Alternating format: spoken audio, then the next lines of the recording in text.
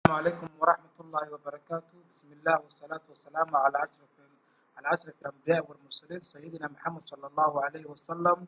anigu yahay magacaygu maxamed ibraahim axmed, jooga dalka hindiya. waxaan bilaabayaa koorso loo magac baxday tally rb9. waana barnaamij ka mid ah barnaamijyada loo isticmaalo xisaabaadka, waana computer software.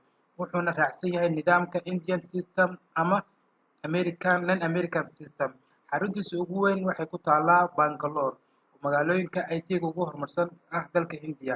waxaana software-kan la ikhtiraacay sanadkii 1986, wuxuuna soo maray marxalado kala duwan ilaa 5 marxaladood sida Tally RB9, Tally Server, Tally Developer.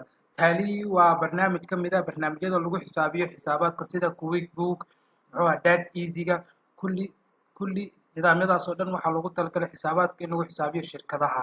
marka badanaa waa isku mid.